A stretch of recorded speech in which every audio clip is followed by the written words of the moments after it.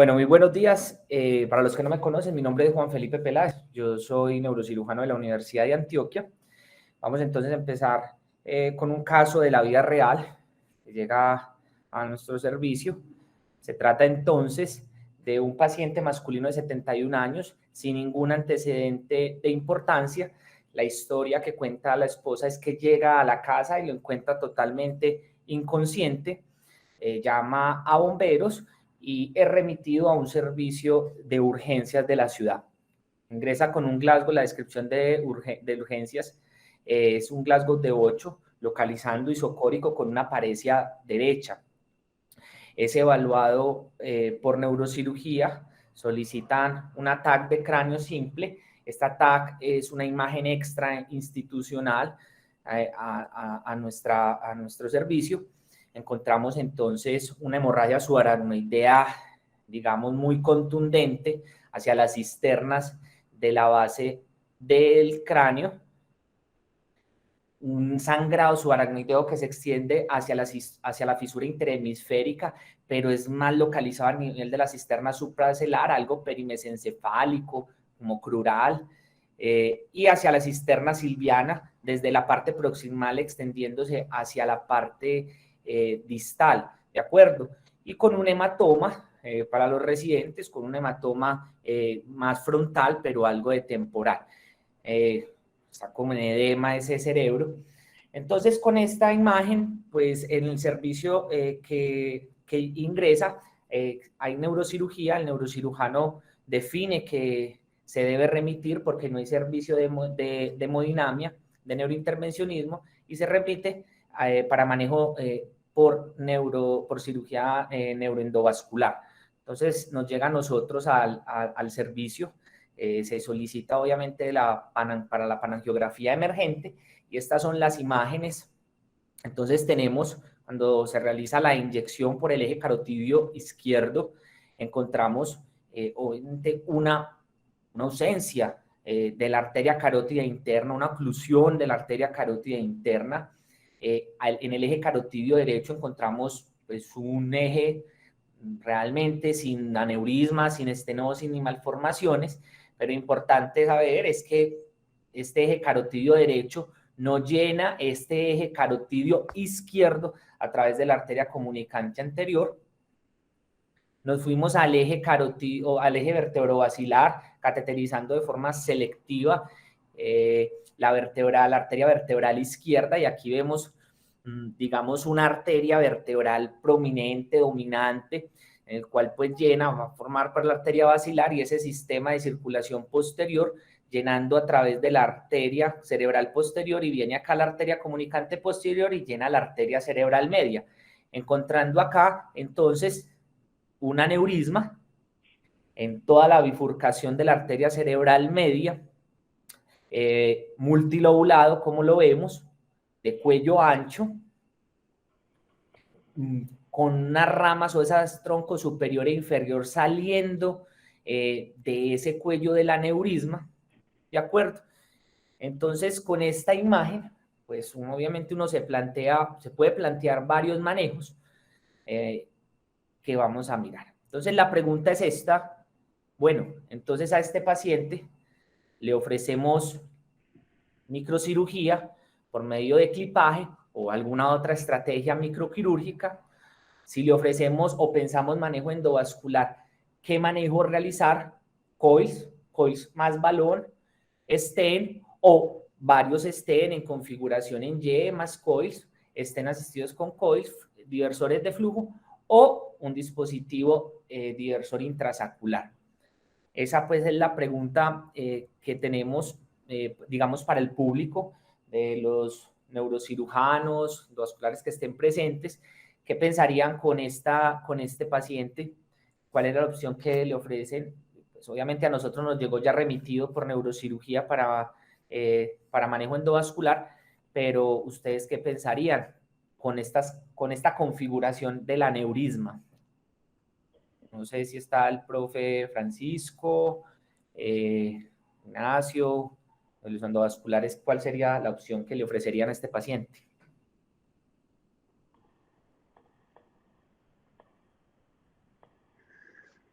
Vamos a preguntar directamente, Felipe, porque Hola, muchas Pipe. veces... Hola, Bueno, hola Boris. Francisco, ¿Cómo hola estás? Francisco, dale Francisco, gracias, qué pena. Adelante. Pipe, para mí es un aneurisma quirúrgico, ¿cierto? La configuración es, digamos, el que tenga múltiples domos no ofrece, digamos, un reto quirúrgico adicional, ¿cierto? El reto quirúrgico en estos aneurismas viene sobre todo, de que las M2 salgan del domo, que haya una porción de domo debajo de las M2. En este caso, es un aneurisma que se puede tratar por cirugía de una manera relativamente segura y con un porcentaje de oclusión alto, ¿cierto? Entonces, pues yo en este paciente no vería ninguna contraindicación para realizarle cirugía.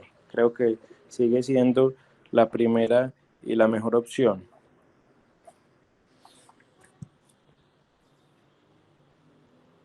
Doc, en cuanto al detalle quirúrgico, al detalle microquirúrgico, en el clipaje, usted no, digamos, uno podría definir acá con esta imagen, digamos, el tipo de clip.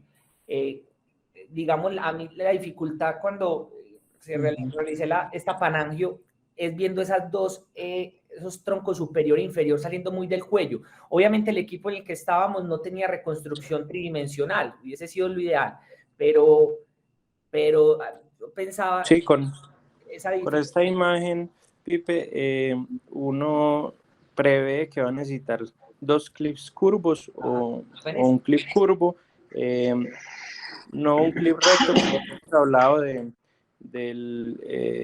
la estenosis de las M2, cuando el cuello es muy ancho y cuando uno coloca el clip en un sentido contrario al que salen las M2. Entonces, este es un caso para remodelar el domo con bipolar, ¿cierto?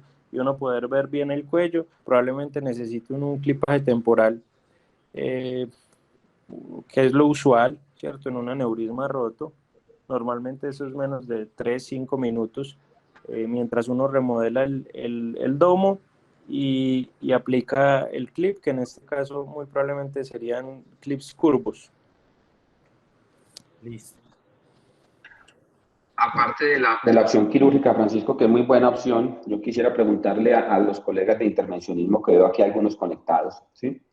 No sé si Omar López, tenés ahí acceso, Omar, o Pablo Escudero, que lo veo aquí conectado, el mismo Nelson, que tiene tanta experiencia en aneurisma, Nelson Lovelo, si tienes algún comentario, o si directamente el hecho de tener excluida ya esa carótida común, esa carótida, perdón, izquierda, orientaría el tratamiento más hacia algo quirúrgico en sus servicios, o si por el contrario tratarían de hacer alguna otra maniobra.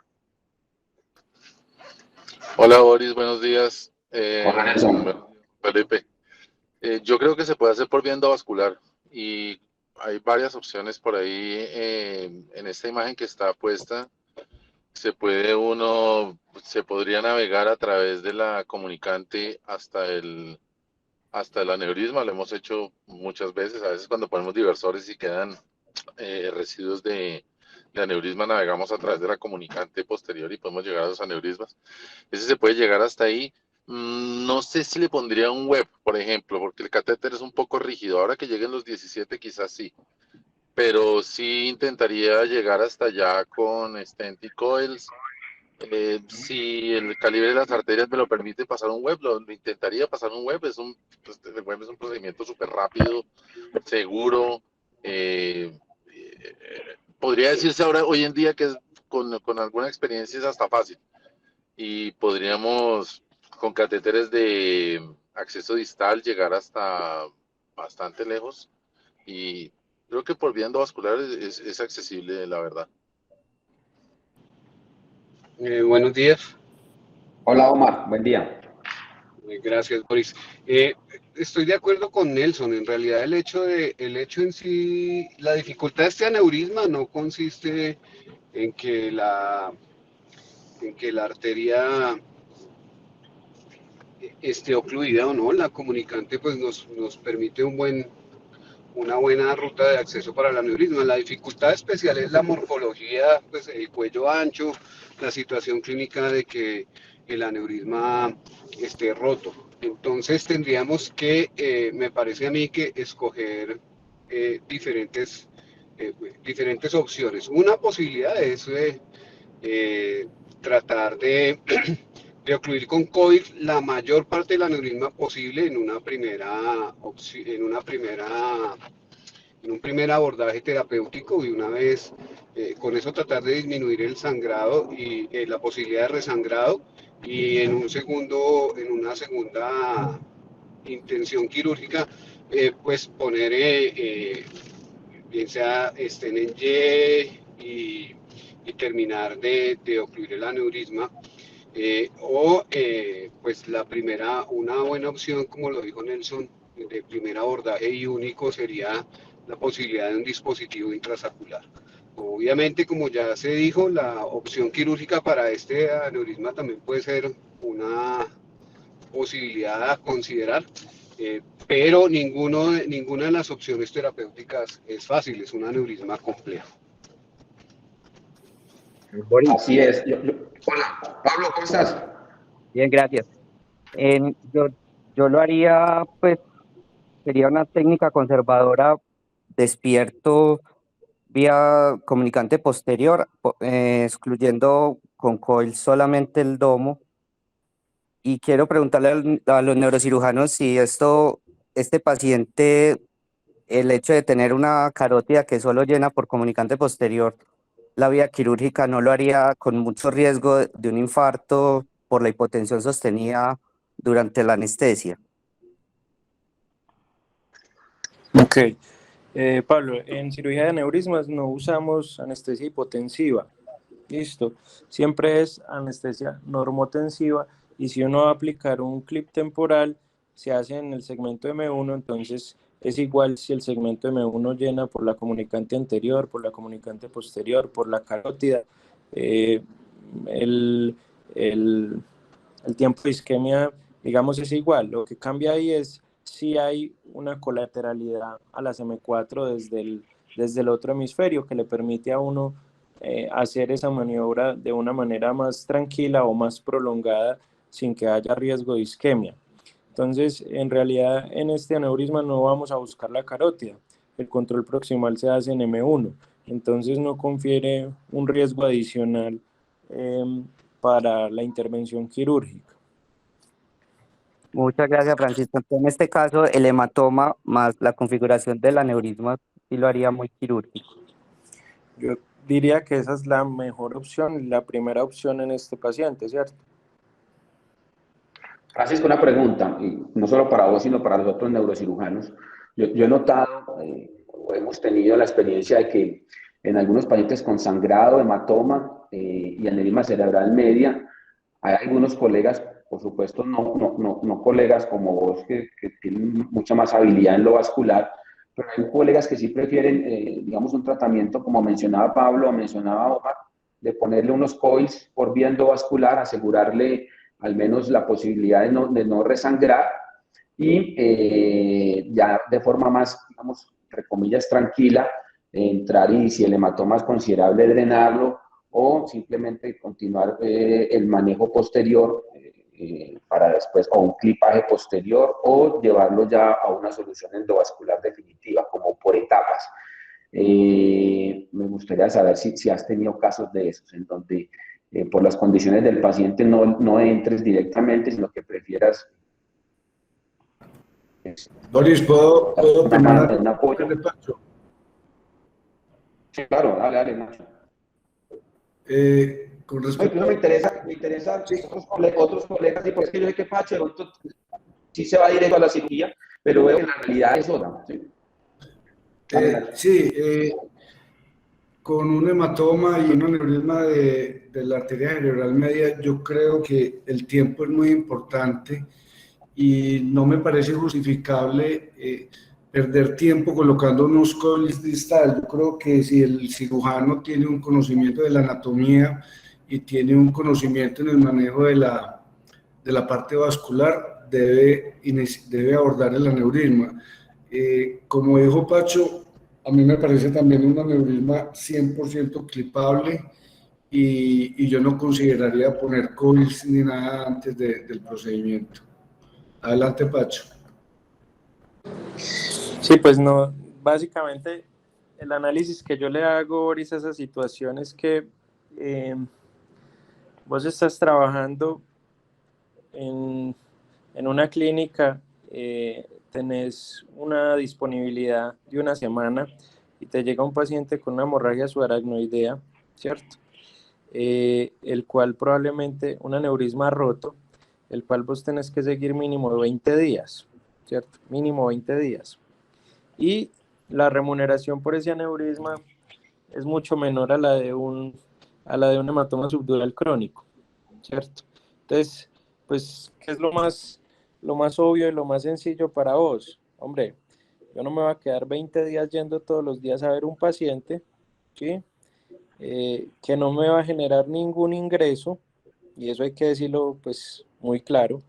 Y en cambio sí me va a generar complicaciones, estrés, no es fácil ni es agradecida la cirugía vascular ni estos casos. El riesgo de vasoespasmo en este paciente es muy alto, ¿cierto? Por cualquier técnica que lo tratemos. Eh, el riesgo de que haga una hidrocefalia, haga un infarto, haya que hacerle otro procedimiento también. Entonces, pues hombre, ¿qué me va a encartar yo con esta situación? Más bien y digamos, si mis gustos quirúrgicos no van muy hacia lo vascular, ¿cierto? Que es lo más sensato y lo que, pues, digamos, en esa posición haría la mayoría de personas. Pues sí, el reemplazo a una cirugía no muy buena es una buena terapia endovascular.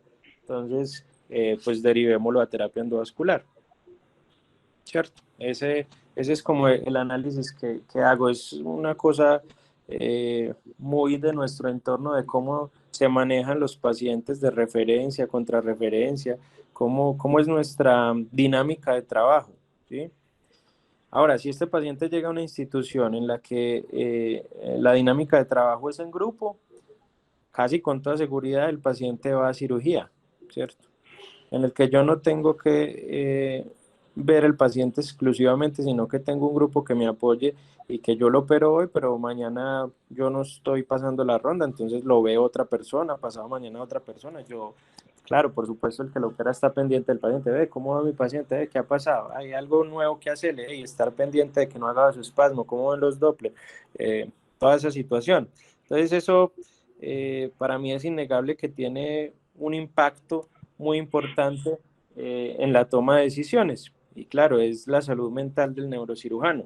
Es mucho más estresante usted estar 20 días a cargo de un paciente que tiene una alta probabilidad de complicarse versus una remuneración pues muy, muy baja o pésima, ¿cierto? Esa balanza se inclina hacia derivar el paciente a terapia endovascular. Ese es mi análisis sincero, Boris. No, es muy bueno, de eso se trata, que seamos como lo más concretos. Me gusta pues como esa sinceridad tuya, porque es una realidad, como te decía yo, nosotros lo vemos con bastante frecuencia este tipo de situaciones. No sé si Felipe vas a seguir o ya viene Víctor y después continuamos con el desenlace. Vamos, que si quieren, el doctor Víctor pasar o quiere que hagamos el desenlace del caso. Yo creo que podría ser al final. Dale, Sí, ok. dale. Voy a dejar de compartir. Sí.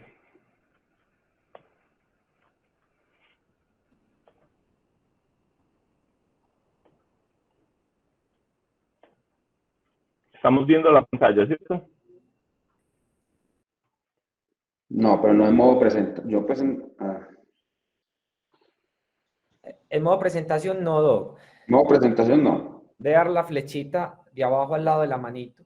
Ya le di, pero...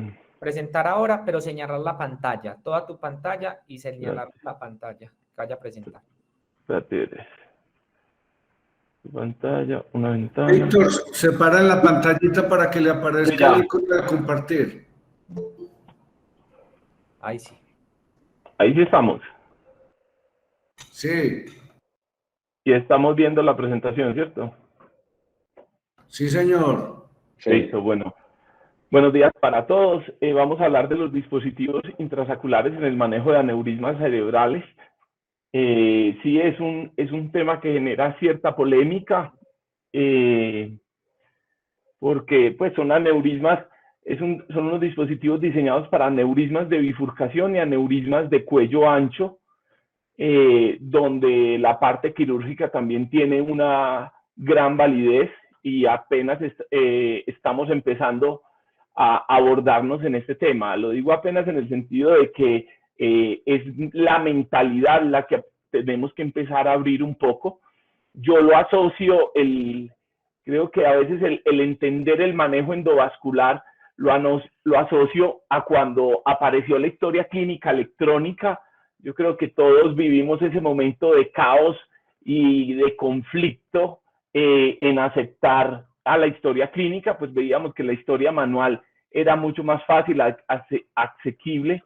Hoy en día todos vemos la historia clínica como algo típico y cotidiano, diferente a lo que los jóvenes o médicos recientes deben de estar pensando, pues cómo hacían antes para hacer, que era ir a buscar una hoja de evolución o una hoja de órdenes, porque ya no había hoja de órdenes. Entonces creo que ese caos que vivimos cuando ingresó la historia clínica electrónica es lo mismo que está pasando hacia la terapia endovascular, y es simplemente entender un poco más y comprender un poco mejor dichas técnicas.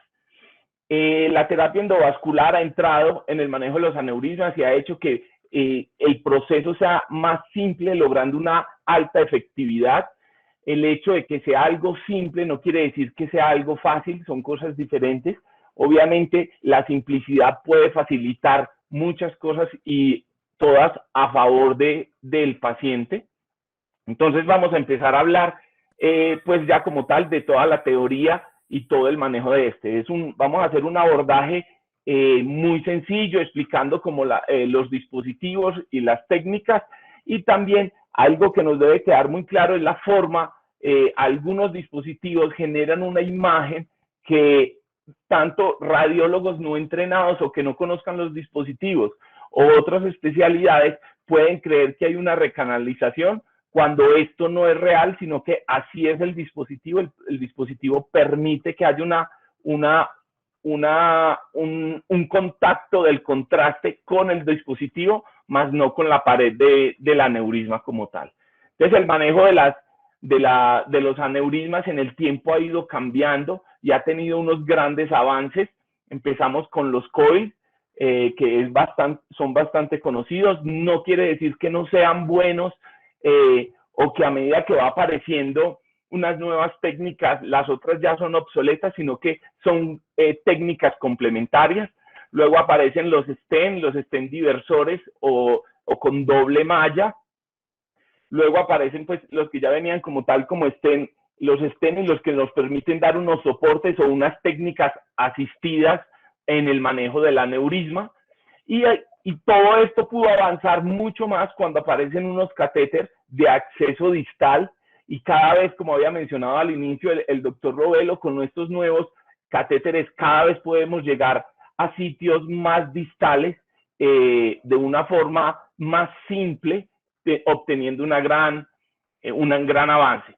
Entonces, hasta acá, siempre en la terapia endovascular, digamos que desde la parte comercial o la parte de las diseñadores de dispositivos, y eso está a favor de tanto del paciente como de los especialistas, es que están continuamente perfeccionando y mejorando cada dispositivo, como tratando de llenar las necesidades de los especialistas y las necesidades que cada uno de los casos médicos afronta.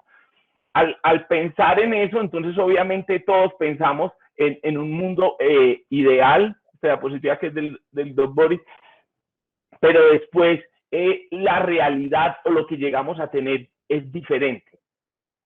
Entonces todavía nos hacen falta algunas herramientas para poder mejorar e ir perfeccionando cada vez más las técnicas endovasculares.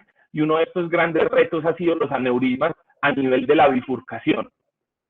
Y estos aneurismas, pues obviamente los aneurismas de cuello ancho, que generan un gran reto, tanto desde la parte endovascular y como en la parte quirúrgica, sobre todo cuando las ramas emergen del mismo aneurisma. También hay unos momentos en los cuales cuando las ramas no son simétricas entre sí generan como un nuevo reto, y estos nuevos retos han generado nuevas técnicas para poder generar ese abordaje o esa cobertura del aneurisma. Entonces, los aneurismas de cuello ancho son bastante comunes, pueden llegar hasta el 40%, generalmente pueden estar asociados a una anatomía más compleja, lo que hace tanto que el tratamiento sea más, yo no pensaría tanto difícil, sino más retador, y conocer muchos más dispositivos y poder manipular más herramientas. Y frecuentemente, cuando se querían abordar estos dispositivos, sí generaban que todo el armazón o toda la parte endovascular que se iba a construir era mucho más compleja y requería más habilidad del operador como tal. Al requerir más habilidad, al requerir más dispositivos, esto generaba que hubiera un mayor tiempo de anestesia, una mayor radiación, la necesidad de requerir antiagregación dual, y obviamente al cada vez volverse la arquitectura de la terapia endovascular más compleja, se podía facilitar más la recanalización. Entonces, estas eran las técnicas que se hacen actualmente, pues estas son las técnicas que se hacen, dispositivos diversores, estén en Y, estén en T, los kissing, poner 2 stent y cubrirlo para poder cubrir de forma adecuada tanto el cuello del aneurisma y proteger las ramas emergentes del mismo. Entonces ahora llega el momento de que podamos abrir, y como les mencionaba, aunque genera un caos y un conflicto, como les mencionaba con la historia clínica, los dispositivos intrasaculares pues están generando pues ese mismo conflicto, pero tenemos que ver que van a generar como tal un beneficio. Entonces, el otro elemento que llega son los dispositivos intrasaculares. Hay varios dispositivos intrasaculares, no hay solo uno. Está el Luna, que es este que ven aquí, que parece como una paletica. Está el Medic, que es este que es como si fuera un origami, y él lentamente va armando la bolita. Y está el Contour, que es este que parece una copa, y está el Web, que es el que está hacia la esquina inferior. En esta charla vamos a hablar principalmente del Web. ¿Por qué vamos a hablar del Web? Es uno de los dispositivos que más se ha utilizado, y principalmente, ¿por qué lo vamos a abordar? Porque es el único de todos que está aprobado por la FDA, para uso en bifurcaciones, en topes de la basilar, para cuellos anchos, y ahorita vamos a ir viendo cómo es toda la técnica. Es un dispositivo que cuando lo vamos a colocar ha generado se vuelve un procedimiento sencillo el despliegue y la liberación del web, pero requiere un análisis previo del caso y unas medidas. Ese análisis previo del caso y esas medidas no nos debe generar susto o miedo, es simplemente una técnica, creo que probablemente hacia un futuro pues se desarrolle hasta casi que una app, que uno simplemente ponga las medidas y estas medidas nos digan exactamente qué dispositivo es el que hay que usar. Entonces vamos a hablar como tal del web. Cuando hablamos de los dispositivos o de la alta técnica, creemos que eso solo ocurre hacia Estados Unidos. De lo que vamos a hablar hoy, lo que vamos a mostrar son procedimientos que se hacen acá en Colombia. Como bien vieron, tanto el doctor Nelson Lovelo, el doctor Omar, en muchos lugares de Colombia ya se utiliza el web, y es, pues digamos, lo que cada especialista ha logrado manejar y tener una gran experiencia en la liberación del dispositivo, y realmente no es como un procedimiento complejo el desarrollo del mismo. Entonces, como siempre pensamos que eso solo lo hacen los gringos, no, nosotros también hemos presentado, en Colombia se presentó un estudio multicéntrico de dispositivos donde participaron múltiples especialistas de Colombia, y se hizo sobre web y se presentó como tal en la experiencia en Colombia. Entonces, utilizar los dispositivos intraoculares debe de ser un reto, es algo nuevo y es algo que debemos abordar, tanto la parte de los endovasculares y la parte de los neurocirujanos, empezar a ver que estas nuevas técnicas también tienen una posibilidad dentro del manejo del paciente. Entonces, como tal, vamos a hablar entonces del web, que sería ese quinto elemento o esa quinta opción para ofrecer al paciente. Entonces, ¿qué es lo que pasa con el web? Obviamente funciona como cuando lo analizo, como cuando uno compra un carro. Cuando usted compra un carro, usted nunca ve ese carro y lo ve nuevo, pero apenas obtiene el carro, lo único que hace ver es ese carro en todos los lugares. Entonces, el web, por su configuración y su arquitectura, hace que sea un dispositivo, digámoslo así, entre comillas, único, pero que lo podemos ir visualizando, ir entendiendo que realmente es una gran arquitectura. Él está creado, háganse de cuenta, la misma tecnología que se tiene para los stent diversores, pero configurando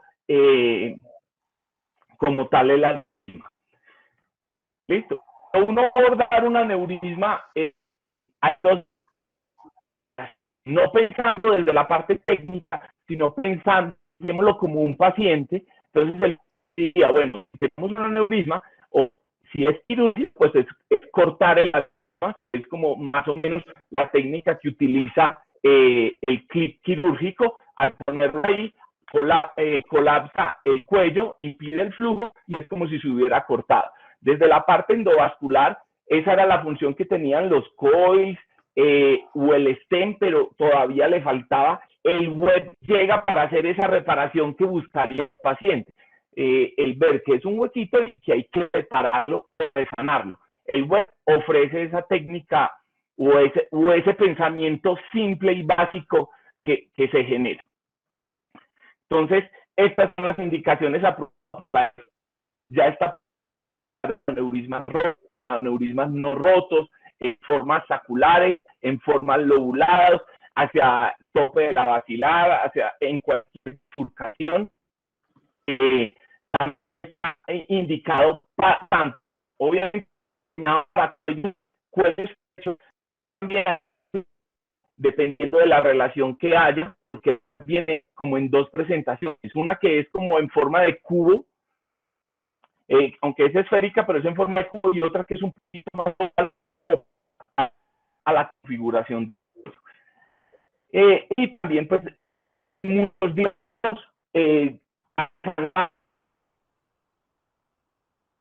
y el web más pequeño es de 3. Dentro de esos márgenes podemos tener gran variedad de dispositivos para que se acomode al aneurisma que estamos enfrentando. Entonces trae un sistema, él viene con unos sistemas y un catéter especial, que es un catéter que se llama el catéter vía. Es ligeramente, digamos, la palabra correcta no es más rígido, porque él es muy amigable, se ha logrado hacer más abordajes. Prontamente va a llegar el web 17, que se refiere tanto que es un web, es el mismo web, es la misma tecnología, solo que el microcatéter con el que se accede es mucho más pequeño, lo que nos va a permitir acceder mucho más. El dispositivo, ese es como tal esta estructura esférica que ven acá, tiene un marcador distal, un marcador proximal. Como pueden ver, el dispositivo trae estas marcas y el dispositivo como tal puede volverse tonto. Esta es la parte que yo les mencionaba, que de acuerdo a con qué dispositivo esta parte puede generar una imagen las personas que no conozcan el dispositivo pueden creer que hay una recanalización. Para el análisis de la recanalización, cuando se utilizan dispositivos intrasaculares, se ve que más adelante la vamos a hablar.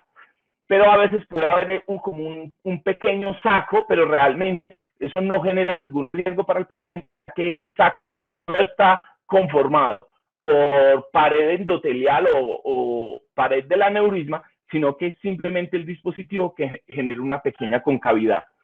Otra de las grandes dudas que se pueden generar es que a veces cuando se libera el web y uno está mirando un control, esta pequeña marca o este marcador o este marcador proximal a veces queda hacia la luz del vaso.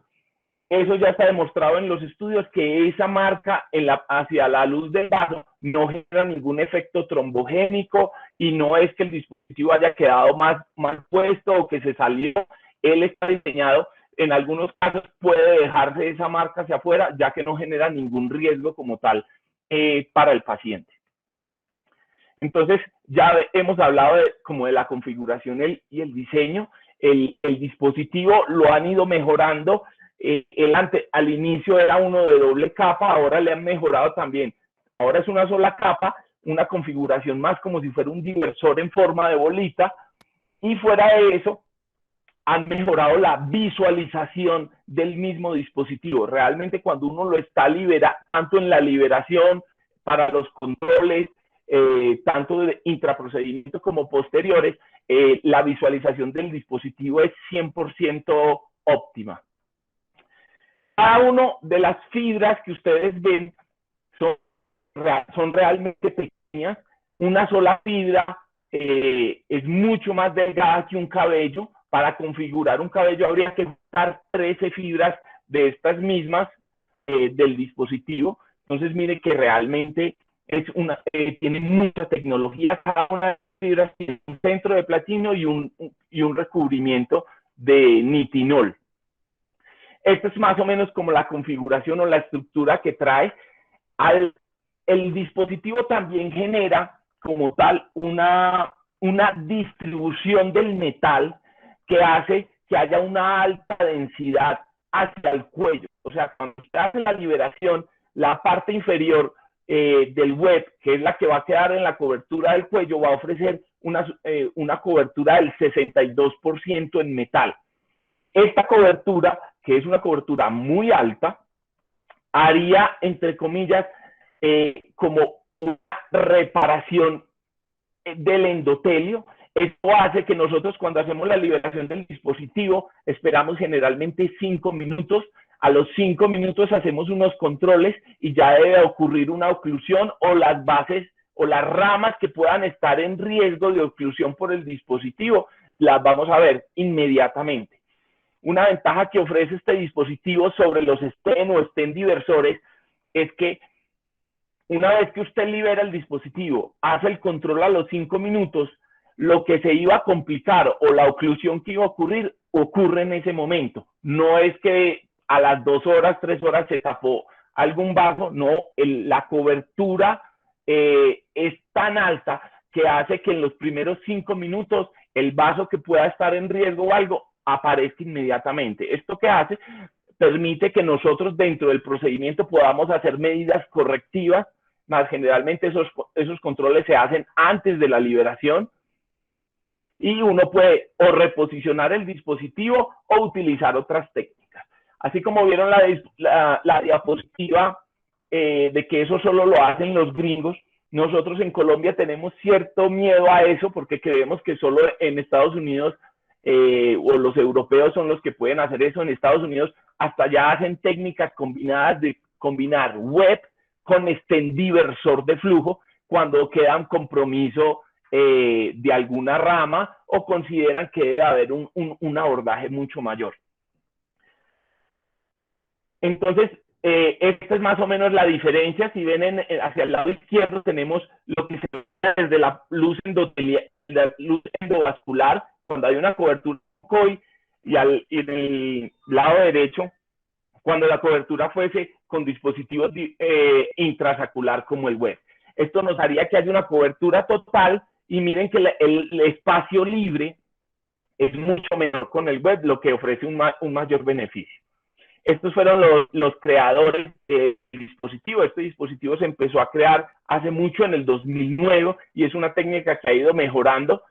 En Wisconsin fue donde se empezó esta técnica. El doctor Boris estuvo como participando en el proceso, en la manipulación de los porcinos, en la creación del aneurisma, y después viendo los controles.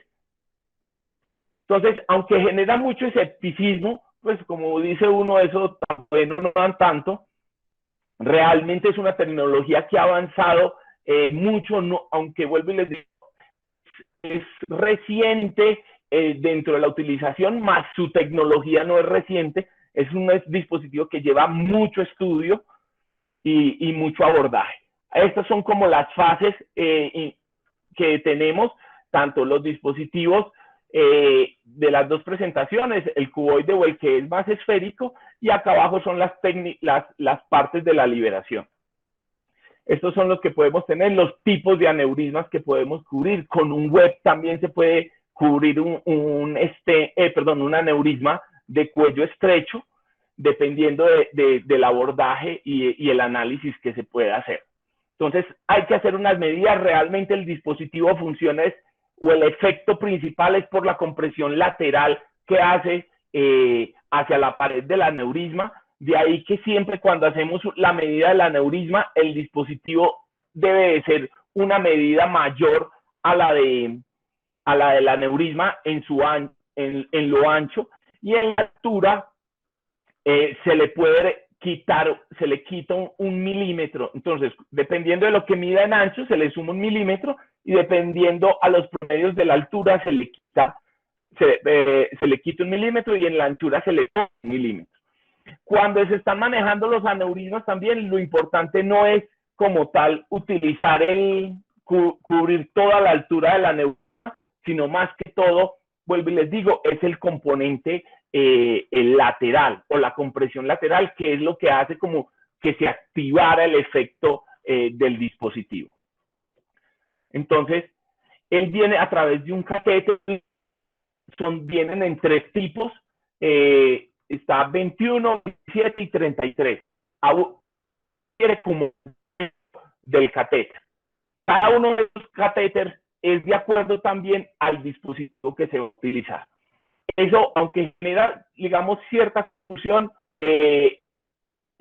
hay unas tablas en las que uno simplemente mira el dispositivo que hay que utilizar, y de acuerdo al color, eso le dice a uno cuál es el catéter que hay que usar. Diámetros 17, 21, 27, 33. Esta es más o menos la distribución. Esta medida es la medida de 4 a 7, de 8 a 9 o de 10 a 11, es la medida del dispositivo, no del aneurisma. Entonces, de acuerdo a la medida que nos mida el dispositivo, después de haber hecho los cálculos, eso nos va a permitir escoger cuál catéter se va a utilizar. Todos son con la misma técnica, la única diferencia sería el diámetro. Estos microcatéteres se pueden preformar, o sea, generar una curva. Ya en análisis de caso a caso, uno define si necesita cambiarle la curva, si no hay que cambiarle la curva. En algunos casos, pues, o generalmente, cuando utilizamos el guía 33, como es un catéter de mayor diámetro, para facilitar la navegación, metemos otro microcatéter, un microcatéter 17. Generalmente con este 33 subimos también por el interior otro microcatéter Hedwig 17 para hacer una navegación mucho más tranquila y confiable. Así es como viene entonces como tal el dispositivo. En la parte distal viene el dispositivo, viene plegado, no abierto, un sistema de liberación y un sistema de abordaje y un sistema de liberación, que es por una corriente eléctrica como tal. Entonces, ¿cómo se hace la medida? Entonces, como les dije, usted tiene el aneurisma y en promedio de las medidas del ancho va a tomar 1 milímetro y a la altura va a restar 1 milímetro. ¿Por qué se le resta el milímetro en la altura?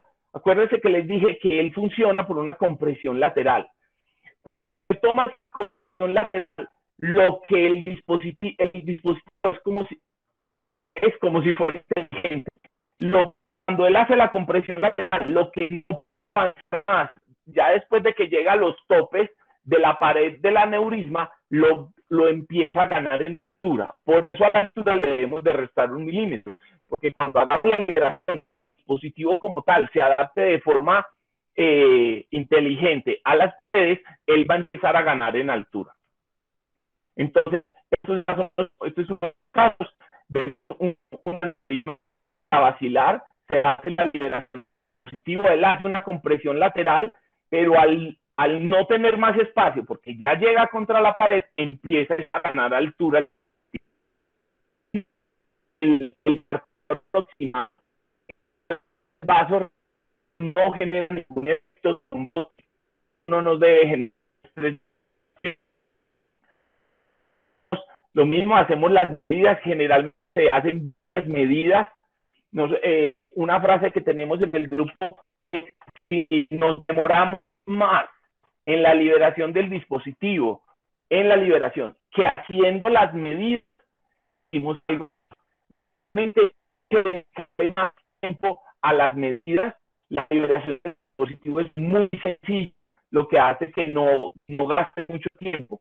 Entonces, si usted está teniendo que reacomodar el dispositivo, o sea, usted se da cuenta que se está demorando más la liberación, fue que le faltó algo aparte de las medidas. Entonces, ¿cuál es el dispositivo que uno debe calcular después? En el caso de que uno no se lo aprenda o no se lo quiera aprender,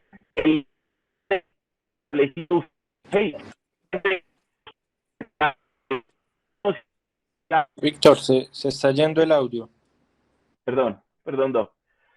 Que miraríamos si es el verde sería el 21, el verde claro el 27 y para el amarillo el 33. Entonces las tablas vienen ya diseñadas para facilitar todo ese proceso en la selección de todos los dispositivos. Generalmente, pues nosotros trabajamos así, también siempre hay un asesor clínico desde la parte de la empresa que también está, digámoslo así, supervisando y vigilando que se hagan todos los procesos, lo que también disminuye el riesgo. Entonces, miren que este dispositivo como tal, como funciona por la compresión lateral, acá en las imágenes de arriba, utilizaron un dispositivo que no tiene suficiente compresión lateral, entonces permite ser colapsado, mientras que si uno utiliza el dispositivo correcto en el diámetro para haciendo la compresión lateral, él no se va a dejar comprimir, digámoslo así, por el flujo, pensando pues que en un futuro el flujo pueda colapsar. Si uno pone un wet más pequeño a un aneurisma, el flujo sí se lo puede empujar o empezar a colocar dentro del saco del vaso. Entonces, vuelvo y les digo, lo más importante sería el vaso. Cuando vamos a hacer un abordaje de un paciente, entonces debemos analizar, hay como un protocolo de análisis para saber ese caso, qué tan complejo va a ser, mirar el acceso, si el acceso es fácil, moderado, o va a ser un abordaje tortuoso, el tamaño del aneurisma. Generalmente los momentos más complejos para los dispositivos intrasaculares es cuando uno está en los límites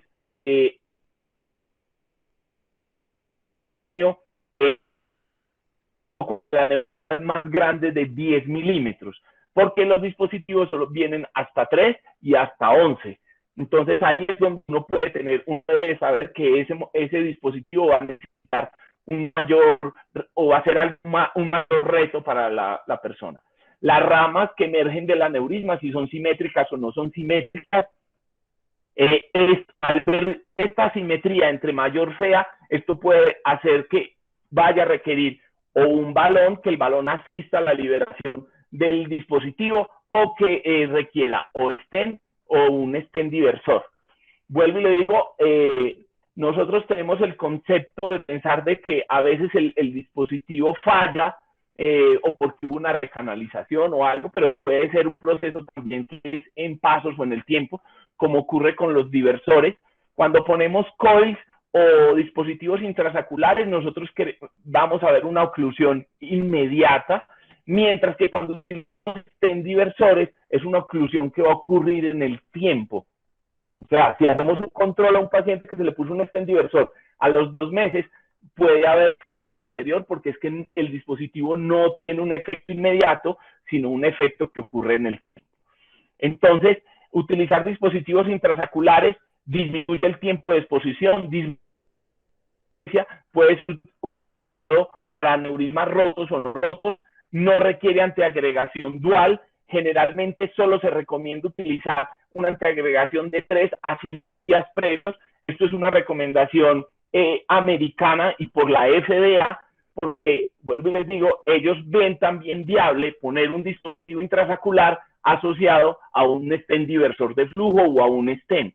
Entonces, le demandan antiagregación simplemente por si en algún momento el paciente dentro de la liberación del dispositivo intrasaculalar va a requerir técnicas asistidas. Es un dispositivo seguro y efectivo. Ya hay estudios, si uno busca en las bases bibliográficas, encuentra solo de revisiones y de metaanálisis y todo eso, ya tiene más de 144 estudios sobre lo mismo, y tiene un seguimiento que se llama el webcast. Tiene webcast 1, 2 y 3 de acuerdo al tiempo que ha pasado en evolución. Entonces aquí tenemos algunos casos, los voy a pasar más o menos rápido para que podamos concluir la evolución. Entonces se hacen las medidas y se hace la liberación del dispositivo como tal. Nosotros casi siempre preferimos hacer las medidas sobre este tipo de imagen, una imagen con transparencia que le permite ver a uno mucho mejor la emergencia de las ramas. Cuando uno está haciendo el análisis y como se imagina que debe de quedar el web, así queda el web. El web es un dispositivo que, digamos, su comportamiento puede ser muy predecible. Entonces eso nos permite abordar y conocer más fácil cuál va a ser el resultado como tal. Generalmente hacemos un andamiaje con un catéter de soporte, que es un catéter Neuron, que es como para que todo esté estable. Se hace la cateterización del vaso con un catéter Simmons, luego se coloca un catéter de acceso distal, que casi siempre utilizamos el catéter Sofía. Luego accedemos el catéter, el microcatéter, que puede ser el vía 21, 7 o 33, de acuerdo al tamaño que vayamos a utilizar del dispositivo. Luego de que lo liberamos, cuando uno va a empezar, uno siempre debe revisar que el liberador esté cargado, porque si no, no se va a poder liberar, porque él funciona por una corriente eléctrica. La antiagregación que decíamos que puede ser solamente con aspirina 5 días previos, de acuerdo a lo que se vaya a hacer. Este es un caso de una hemorragia, un aneurisma a la cerebral media derecha. Se hacen las medidas, de acuerdo a esas medidas se decide qué dispositivo se va a utilizar. Entonces se escogió un 7.5 y de acuerdo a ese dispositivo 7.5 se decide qué microcatéter. Luego se cateteriza y cuando se va a hacer la liberación, él tiene la primera parte cuando sale en punta. Ahí hay que tener mucho cuidado porque ahí puede ser ligeramente, pues puede romper el aneurisma, pero apenas uno empieza la primera liberación y ha liberado el primer tercio, el dispositivo toma esta medida. Como dice los artículos, en ese momento el dispositivo es completamente atraumático. Entonces usted puede hacer toda la presión que quiera con el dispositivo. Le dicen, pues esta técnica, pues, o esta fase se llama la floración, que es cuando toma la configuración de tulipán. Esto ya no es traumático, este puntico no va a romper la pared del aneurisma y se puede hacer toda la presión y manipulación que uno quiera dentro del dispositivo. Generalmente se entra con el microcatéter hacia las 11 para que la forma de la floración, que es cuando aparece lo del tulipán que les mencionaba, pueda ser mucho más confiable. Aquí ven una liberación, miren que ahí se está haciendo una presión contra la pared y el dispositivo como tal no avanza. Y si se hiciera mucho más presión, él va a tomar como la forma como de un eritrocito, porque él ya está haciendo una presión lateral y sus bordes o las partes o está en una posición que es completamente atraumática y segura en la manipulación. Entonces, en esa misma ley de los tercios tenemos, en la primera parte hay que estar pendientes en el primer despliegue, entonces hacia la punta. Ya cuando usted lo ha liberado, ya se tiene que concentrar en cómo está abordando el cuello y las ramas emergentes del aneurisma. Ya se puede relajar uno, entre comillas, con el resto del dispositivo, porque en esa posición ya está en una configuración autraumática. Este es un control al minuto y este es 3 minutos después. Esta imagen que ven aquí como abordando la división inferior, es una imagen superpuesta, o sea, realmente no, el dispositivo no está ahí. Igual se hace un control posterior, acuérdense lo que les había dicho. Si ese pedazo del web estuviera sobre la rama, ya lo hubiéramos ocluido al control a los 5 minutos. ¿Listo? Este es el resultado final y estos son los tipos de estos son los tipos de resultados que podemos obtener y se llama el WOP o el seguimiento. Podemos tener este en el A, que es una cobertura completa, el B también es una cobertura completa, solo que el dispositivo generó un receso. Si se dan cuenta, todo ese receso es con el dispositivo, eso no genera ningún riesgo para el paciente y es un resultado esperado, al igual que en el C.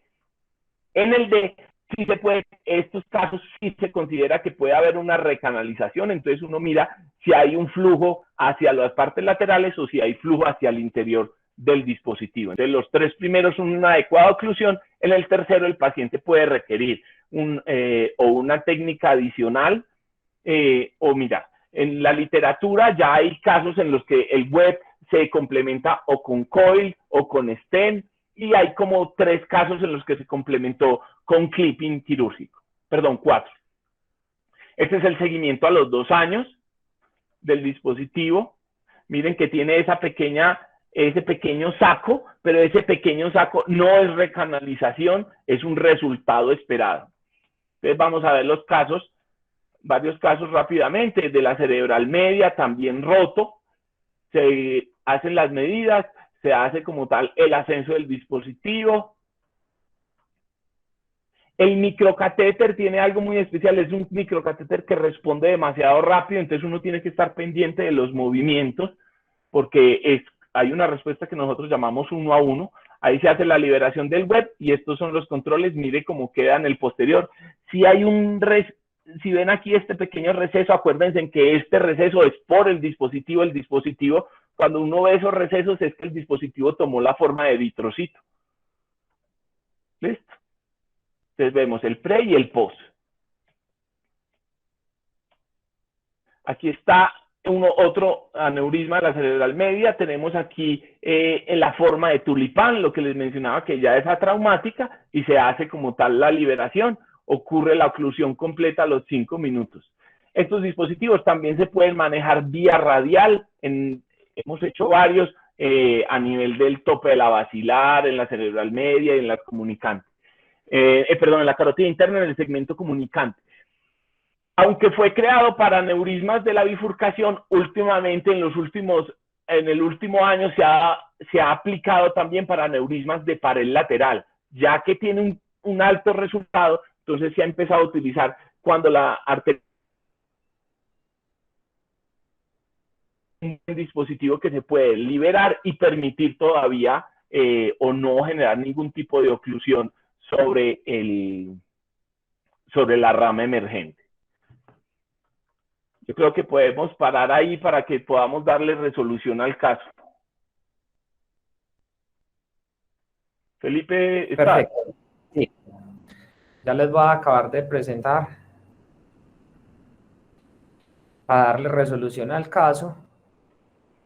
¿Ya están viendo la pantalla? Sí, se ve. Listo, perfecto. Bueno, no, entonces, ya digamos, el manejo que se realizó con este paciente, solamente remitido al servicio de neurointervencionismo. Entonces, la pregunta en ese momento cuando se hizo la panangio, pues era esto, ¿cierto? Tenemos ese aneurisma cerebral media con esas características. Recuerdo pues que la pregunta con el doc Boris, era como, bueno, ¿y entonces qué se va a hacer? Podemos tener una técnica, digamos, doble stent con configuración en Y, ¿cierto? Un stent hacia el tronco superior, el otro stent hacia el tronco inferior y podría, digamos, utilizarse coils.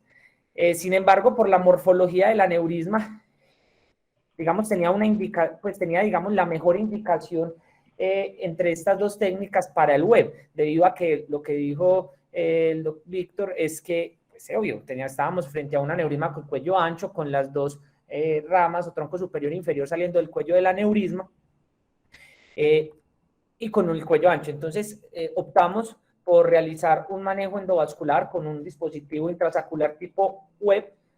Este fue el ascenso y esto técnicamente me pareció, digamos, complejo y realmente bonito, porque este es el ascenso de la vertebral y miren este loop casi de 360 grados que tenía que realizar la guía. Esta es la guía, aquí venían los microcatéteros, todo lo que decía Víctor sobre el sostén que hay que tener, un muy buen soporte con un sistema triaxial para poder soportar todos estos catéteres, esta guía y llegar a toda esa navegación que teníamos que realizar. Entonces, miren la guía, y lo interesante de esto es que con ayuda del anestesiólogo a través del ventilador, mientras que hacía la inspiración-expiración, voy a correr el video, miren cómo él nos ayuda con el ventilador, porque se caía el sistema, la guía, y cada vez que él hacía un movimiento con el ventilador de inspiración-expiración, nosotros podríamos subir la guía, ¿de acuerdo? Aquí va, él realiza este movimiento, aquí lo ven, miren cómo se ve, de la parte pulmonar, y ahí ascendía la microguía hidrofílica. Otra vez esperábamos el momento de la parte pulmonar y ahí volvíamos a ascender la guía. Entonces, digamos, pues eso técnicamente pues es complejo.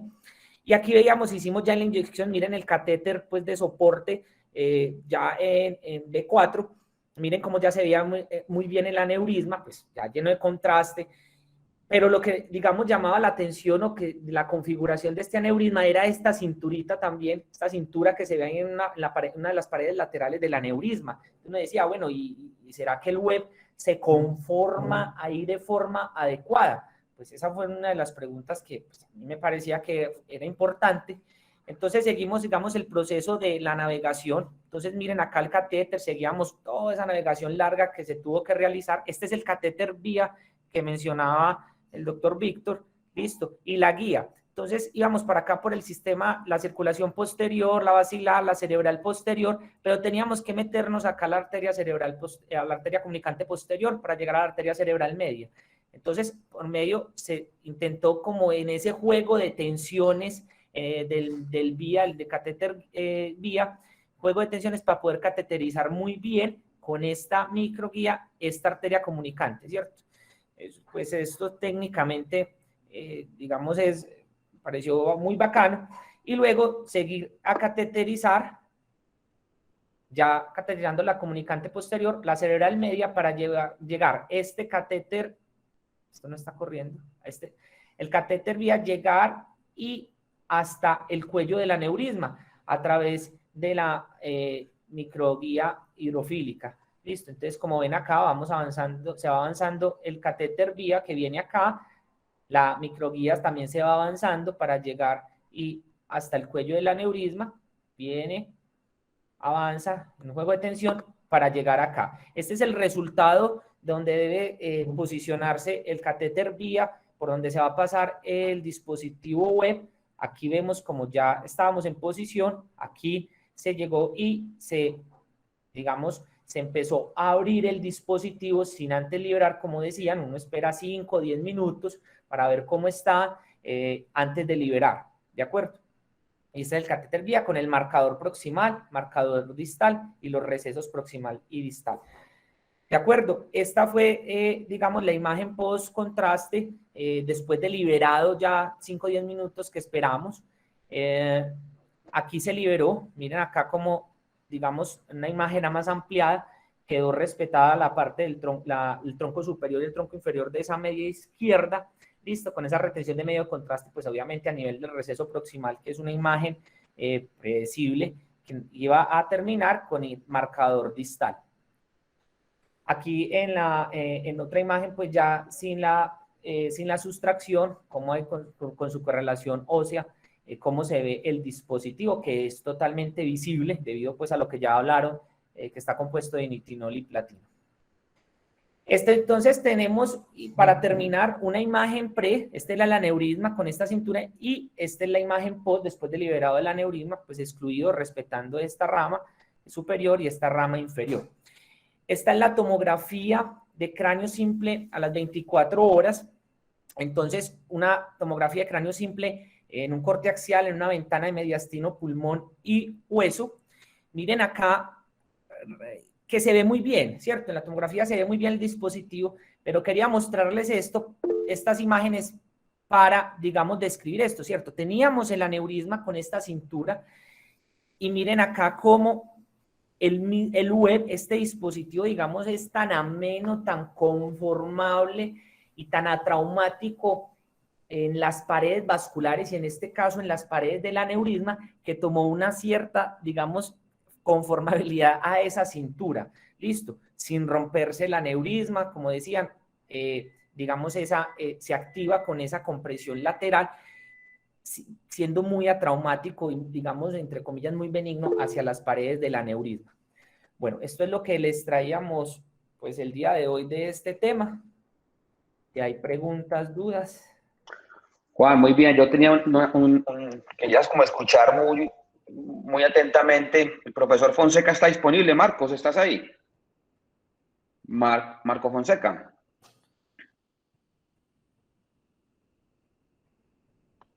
Marco. Bueno, no lo vemos por aquí conectado. Muy bien, Felipe. Finalmente, entonces, como mencionaba Nelson y Omar. Ya, Boris, es que no lograba escuchar el... Hola, profe, ¿cómo están? ¿Cómo están? ¿Cómo les va? Bien, bien, Acá doctor. oyendo la charla muy buena. No, discúlpame que no me podía conectar porque estoy con guantes. Que no podía poner el volumen. No, muy buena la charla y nos abre el panorama de un desarrollo continuo de la terapia endovascular. La terapia endovascular está en un progreso continuo, las técnicas están en un progreso continuo que hacen que cada día, como dijeron al principio, se vaya poniendo mucho más fácil para el operador hacer procedimientos muy complejos. Pero de todos modos, la experticia que se va logrando y que, por ejemplo, una persona como el doctor Boris ha logrado es absolutamente impresionante. Nosotros se lo hemos venido usando también con mucho éxito y puedo decirles de primera mano que es un procedimiento que facilita muchísimo aneurismas complejos. Sí, profe, yo quería como preguntarle a usted que supera los 1000 aneurismas clipados, ¿sí? Que digamos que tiene esa óptica desde el neurocirujano vascular y ahora, como usted bien dice, que viene teniendo unos resultados muy buenos también con este dispositivo. ¿Cómo tomar esa decisión y cómo inclina usted la toma de decisiones sabiendo ya de antemano que usted ha recorrido esas cisternas desde la microcirugía, que ha navegado bien esos espacios y ahora lo está haciendo por vía endovascular? ¿Cuál sería como ese consejo o cuál es su algoritmo interno de decisión para saber que un aneurisma se beneficia o no de esta técnica? Y sobre todo independiente del factor económico, porque yo sé que tenemos muchas limitantes a la hora de que nos autoricen las cosas, pero si usted tiene que enfrentar esta situación sin una limitante económica, obviamente hay que considerarla, pero si usted tuviera que ofrecerle al paciente algo, como este caso que tiene una carótida ocluida, que teníamos que pasar de un lado de la circulación anterior a la posterior, ¿se hubiera ido por el clipaje o también hubiera intentado una técnica como esta?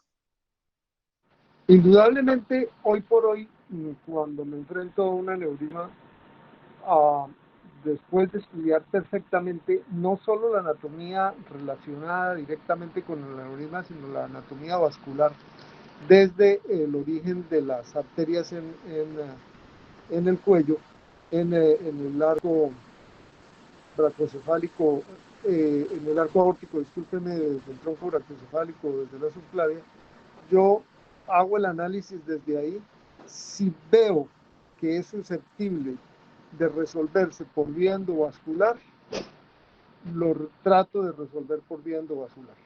Esa es una regla de oro que tengo.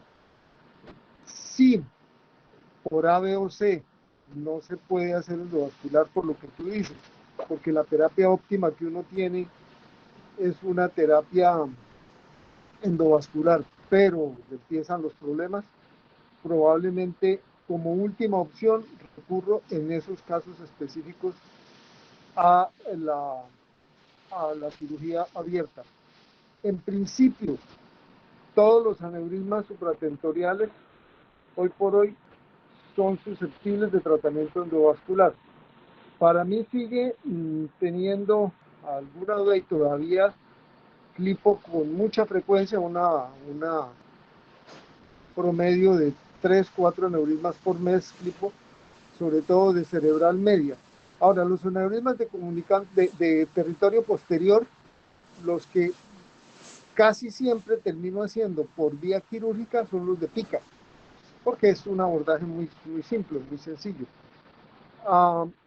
Los aneurismas de la punta de la basilar, al menos en mis manos, por la vía quirúrgica, no son simples, no son tan fáciles.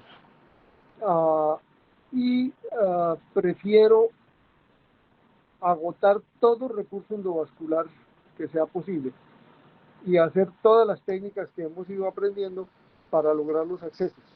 Básicamente esa es la idea. Pero hoy por hoy, cuando un aneurisma es susceptible de tratamiento endovascular, lo resuelvo endovascular. Cuando definitivamente tengo dudas, las dudas me afloraban sobre todo en los aneurismas de cerebral media, hoy por hoy con el dispositivo web se han ido resolviendo muchas de esas dudas en una forma muy simple. Entonces cada vez voy reservando la técnica quirúrgica a casos que lo requieren absolutamente y que se vuelven imprescindible de hacerlo.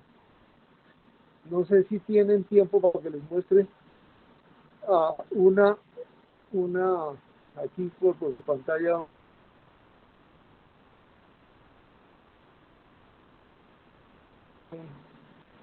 Un caso de cómo en un caso específico va mi racionamiento.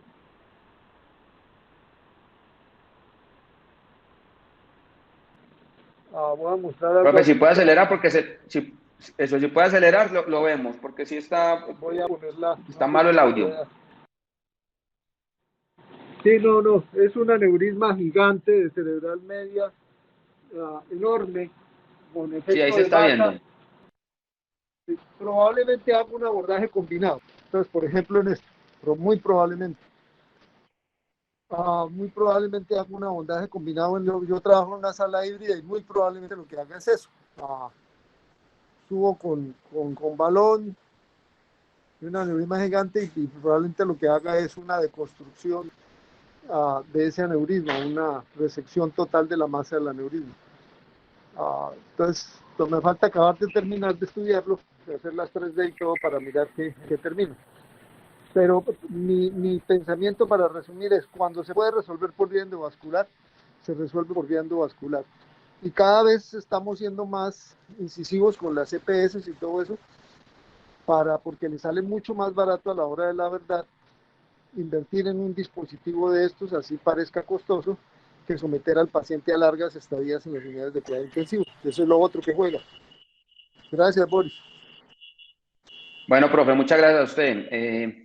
Francisco, no sé si tengas algún comentario. Yo me adhiero al comentario que hiciste de que muy posiblemente cuando se trabaja en grupo, la decisión quirúrgica, en el caso particular que mostramos, pudiera haber sido una opción.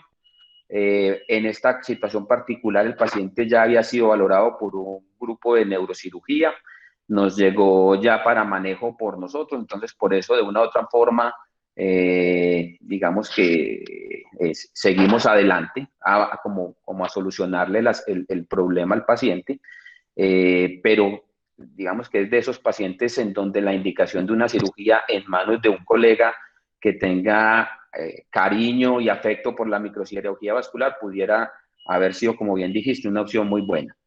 Entonces es como ese planteamiento para el servicio y para Ignacio de cómo, digamos, se requiere que los neurocirujanos continúen teniendo experticia en microquirúrgica, pero que cada vez más, por los factores que tú mencionaste, que no deberían ser, pero que es un factor importante, se concentran en otras prácticas de la neurocirugía y van dejándonos a los endovasculares cada vez más aneurismas y más campo. Entonces, que muchas veces no es ni siquiera un concepto de querer tirar todo lo endovascular, sino que la misma dinámica de la sociedad hace que el neurocirujano no tenga, como dijiste vos, ese interés por asumir un paciente que de entrada es complicado y lo remita endovascular. Entonces, queda como la inquietud, cómo fomentarle al neurocirujano ese cariño o ese compromiso en lo vascular, independientemente de las circunstancias que rodean el caso, ¿sí? Porque si no nosotros vamos a seguir haciendo muchos más pacientes, pero en algunas circunstancias sí es importante que el neurocirujano tenga todavía esa dedicación. No sé cómo lo ves vos, Francisco. Sí, Boris, eso es definitivo, es a lo que nos mueve nuestra práctica diaria, el modelo de salud en el que trabajamos, ¿cierto? Es complicado de solucionar, pero bueno, seguimos haciendo los casos que se pueden y tratando de motivar a los residentes y de involucrarlos más en el manejo quirúrgico y que vayan adquiriendo habilidades que en el futuro les permitan enfrentarse a este tipo de casos sin temor. Finalmente, pues hablando del caso específico y hablando de lo que es más simple, pues si Pipe puede poner la tomografía en la que se ve el web, miremos a qué distancia está el aneurisma del cráneo, creo que no son más de 2 centímetros, ¿cierto? Y a qué distancia estará del acceso por la vertebral, y qué tipo de maniobras hay que hacer para llegar allá por esa vía. Entonces, pues en definitivo lo más simple para resolver este caso hubiera sido la cirugía, pero pues entiendo que hay otros factores que motivan el tratamiento por terapia endovascular y pues es válido y creo que el caso quedó resuelto, se solucionó la urgencia y el aneurisma quedó, digamos, más o menos bien resuelto. Entonces, bueno, todo aplica y bueno, ahí está mi teléfono para cuando se presenten este tipo de casos. Puedo ir a cualquier institución a ayudarles a resolverlos y sí, claro, si se puede y si veo que es viable y que es lo mejor para el paciente.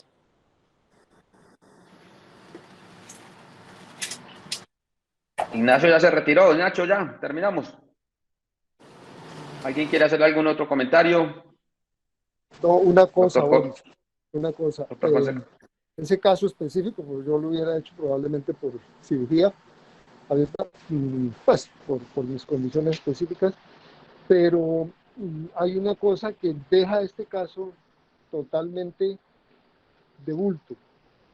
Cualquier técnica en las manos de la persona experta parece fácil, así sea terriblemente complicada. Lo terrible es cuando personas que no están suficientemente bien entrenadas comienzan a hacer o una técnica o la otra, o una vía y la otra. En eso sí es un drama para el paciente, para la sociedad e incluso para las instituciones donde se trabaja. Eso es verdad. Por eso la necesidad de entrenar gente supremamente competente en una técnica o en la otra.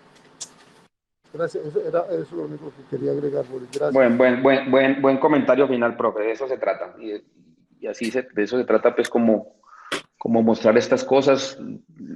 Aquí hemos visto unas experiencias quirúrgicas muy buenas, pero volvemos al tema de que tiene que tener alguien que le guste y un doliente, por así decirlo, que se entrene bastante en eso. Ok, bueno, muchísimas gracias. Damos por terminado. Ignacio, yo creo que ya se desconectó. No veo por aquí preguntas, entonces nos veremos el próximo jueves. Muy amables. Hasta luego. Gracias, Víctor. Gracias, Felipe.